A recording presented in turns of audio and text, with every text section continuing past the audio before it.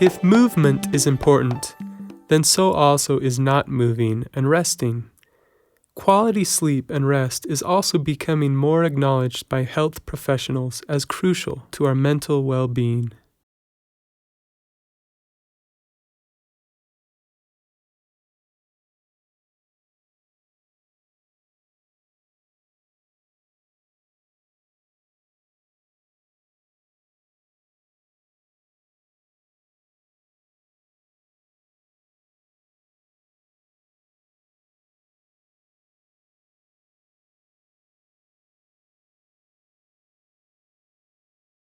For me, something as basic as sleep is crucial. I'm very sensitive to sleep deprivation, to not having enough sleep. It makes me anxious. So I've, over the years, come to know what my triggers are, and those things that make that propensity, that tendency in me worse or much more sensitive. Lack of sleep is definitely one of those. So I always try to, get as much sleep as I can, or get the sleep that I need. It was in hindsight that I realized how significant sleep was in just holding all of my physical and mental health together. And I didn't appreciate until years later the way that the mind digests imagery and the way that it works with experience. We're all pretty sensitive to the way we eat food and how we feel after a meal, reasonably. If you have a big meal, let's say fried fast food, you're probably going to feel a little bit of a slump in energy and kind of a listless quality about you. I don't think we have the same sensitivity for what goes on with the mind, what goes on in our psyche. And what I mean by that is I realized as I was really dressing my insomnia head on, I realized what kind of content I was absorbing throughout the day, and that whether they were challenging emotional relationships or negative imagery streaming into my mind, that was kind of sitting in my gut like the proverbial 6 pounds of undigested red meat that they say you can accumulate after a lifetime of meat eating. I realized just how much gunk was there. And I was taking that to bed, and I was dreaming about it, and I was waking up with the emotional residue of that content. And so perhaps the most significant shift I made as I was addressing insomnia was to just pay attention to my intake. What was my mental, psychic diet? And how much time was I dedicating to digesting that intake, what I was ingesting? And once I really tended to that, I might do some calming exercises before bedtime, maybe 20 minutes of breathing, and work through that undigested material so that my body was actually going into rest, a deeper rest than I'd known before. So that was significant, and that again created this virtuous cycle of, I would get a good night's sleep, I'd wake up, I'd feel not even good by a normal person's standards, but good for me. I was moving in the right direction, and I could feel it. That was significant to me.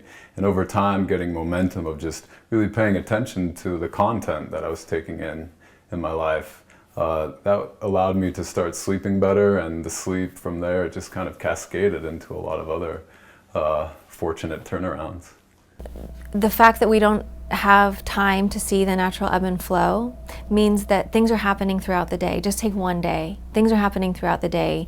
We have a discussion with someone that's challenging, that we don't have time to actually integrate or think about. We have to immediately go back to the computer or to the next meeting or to the next assignment or whatever it is.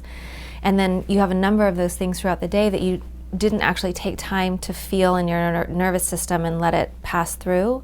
So you end up at the end of the day not having really digested our experience of the day.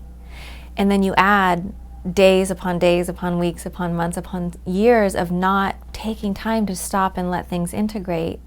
And I think that to me is the definition of mental illness, or rather that mental health is the kind of stability or continuity and frequency of stopping, letting our experience digest and integrate. Pace of life, then, can be closely related to a range of issues. The speed of life these days I think at no other time in history have we been so busy all the time and in go mode all the time, and not just us personally, but it's what we're surrounded by. And so then that just feeds the kind of going mentality and the doing mentality. And there's something literally insane about it. That if you look at other times in history or other cultures now even, or just at nature, that there's a natural ebb and flow of energy and awareness and awakeness and presence, that if you were just left to that natural ebb and flow, we would see it more clearly. But we don't take moments of stopping to really notice what the energy is actually doing. I have a lot of it, I don't have a lot of it, I'm tired, I'm eager, I want to just be. We don't have a lot in place in terms of systems and culture and support to notice those moments. The emphasis shifted from acquiring, accumulating, to being. There was a shift from doing to being that played a huge role in just helping me cool off that overstimulated nervous system that was manifesting as an anxiety disorder and chronic insomnia. This might be kind of an indirect example, but I was in a high school class a few months ago, and the teacher in the classroom taught his students mindfulness meditation. And when I was visiting, he said, Megan, I taught them how to do this, and now they come in every day asking for it. And as a teacher, I feel like, oh, they're just asking for this because they don't want to do the lesson. So, and he told me this in front of them. And then I asked them, why are you asking for it? Why are you guys coming in and asking for mindfulness? And many of them raised their hands, and they said very similar things, but one of the kind of consistent things was, it's the only time in the day where I get to stop. One of my earliest experiences, which was really, really eye-opening for me, was when I was sitting at that Boys and Girls Club with a bunch of kids. And I was in there kind of late in the day, and my class ended. It was an informal class, but it ended around 5:30 or something. And we were in a very hectic, loud club. But sometimes around that time, we would still be sitting there, and we would have worked together and spend some time together, and we would get ourselves to a calm, centered place. And more often than not, you'd look up, and in would come something that looked like a tornado coming in, whirling into the room, and the whole energy of the room shifted. And who was that? It was somebody's parents. And you're sitting there with the children, and you're looking at the parents, and you can understand why the children are thinking, who is this crazy person coming in? But at the same time, you can look at the parent and realize this parent has been up since 6 or 6:30 this morning, going from taking the kids to school and getting them breakfast, to working a full day, to now picking them up, and has to look ahead, homework, dinner, and getting the children to bed before they can sit down and have a glass of tea. To encourage people to rethink their chosen pace of life in a speedy U.S. culture, several public health campaigns have sprung up, including a slow movement, encouraging people to slow down eating and relationship time, a movement against overscheduling children, and finally a silence movement, inviting people to opt out of living in the random noise of the culture, instead looking to make room for more quiet time as a way to cultivate deeper mental health. We're taught to strive. We're trying to improve the self, get more education, earn more money, have more relationships with important, beautiful people, whatever it is. As I started to just make stillness a feature of my life, as I started to come back to it more and more, it wasn't that I stopped striving. In fact, I think I had more energy than ever to strive and to accomplish goals that I set for myself. But there was this place of rest that I could come back to, and there was this fundamental okayness with where I was. And that kind of took the driven quality out of my goal setting, made accomplishing goals and going places and doing things fun because I got to choose. And because I knew that if I wasn't doing something, I could be doing nothing. I realized that accomplishing goals and being somebody was something that I got to do, something that I got to do because it was joyful, but not because I had to, not because I wasn't going to be worth anything if I didn't. I have a daily regime of meditation, a sitting practice of meditation, which is the absolute core foundation practice for me. It helps me relate to what arises in my mind and in my heart and my body with a healthy regard. Using a form of meditation or a mind-body integration like Tai Chi or yoga can be really, really helpful in modulating stress in one's life. Yoga helps me feel strong. It's a very, it's a practice that's done with a lot of compassion. We relate to the body through movement. As you move, you're coming back to the present, coming back to the movement. So we're not letting the mind go off and, visit friends or prepare dinner. We're staying present for whatever is arising through movement, and it's wonderful. There was an article recently in the New York Times called Rest is Not Idle, or Rest is Not Idleness, and it was describing how periods of resting, not sleep resting, but just resting, stopping, that kind of stopping that we're talking about, are critical for the integration of experience and mental health and overall well-being. Over time, this kind of a plan involving personal adjustments and changes in lifestyle can lead individuals to a very different place. So as simple as modifying your diet may lend towards a better health for you physically, but you may be surprised how it may have impacted your brain chemistry as well. When you exercise, you're doing something to your body, medically, biologically. When you eat something, you're having an impact on your body. In fact, some people might argue that these psychological treatments I'm speaking of are actually biological treatments. They have an impact on the brain and every organ in your body, quite honestly. I got out of the habit of exercising recently. And for me, when I get up to go running in the morning after I haven't done it in a while, my body screams at me, no,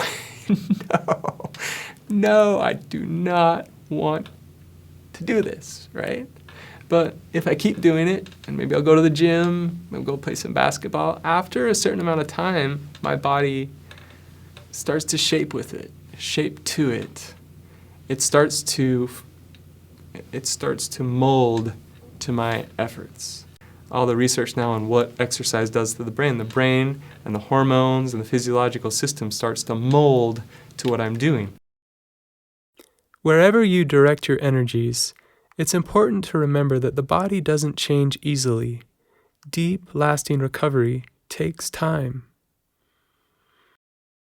People generally appreciate that the stream of causes, the factors, the forces that determine whether a business is successful or not, or guide a river in a certain direction in full flood. They understand that if you're going to change the direction of that river, you've got to do some serious work. Well, the brain, and therefore the mind, is much the same way. Very powerful forces are in play inside the brain, which really means they're in play in the nervous system altogether, and they're in play in other systems in the body. Immune system is very involved in mood disorders and anxiety. Cardiovascular system gets involved. Gastrointestinal system gets involved. Musculoskeletal system gets involved. Hormonal systems really get involved as well. These are very powerful tributaries, if you will, streams flowing into the mighty river of someone's, let's say, eating disorder or clinical depression or OCD, or other kind of anxiety disorder, or serious addiction to drugs or alcohol. And it's naive to think that we're going to change those rivers, if you will, or that particular river of causes that's leading to that illness, or that cluster of symptoms, to be sure, without making serious effort. Sometimes we go 6 steps backwards and then we go forward. We have a chance to do things over. We have a chance to learn and then to keep moving. And the path is the goal. Because sometimes, we can try as hard as we possibly can. And despite our efforts, things don't seem to go our way. But I think in the background, as we do this work, progress is being made, even though it might not be obvious, you know? And as we tune in a little bit more, the subtle progressions become more obvious. We don't bite off the whole thing at once. We take one step at a time, one moment at a time, one breath at a time, you know? Life just naturally presented new conditions to me that didn't seem to fit anywhere with my concept of what it means to be a depressed person or an anxious person. I was starting to feel a lot of happiness come into my life. I was starting to feel a lot of freedom and a lot of focus. It wasn't this kind of awakening to, I'm not depressed anymore, and you know, my attention is fine and I'm not as anxious as I used to be. It was more day by day, just you know, incrementally changing, moving in the direction of my life that was calling to me, and waking up to more of who I was. And there you have it, all of life. You made it to the end.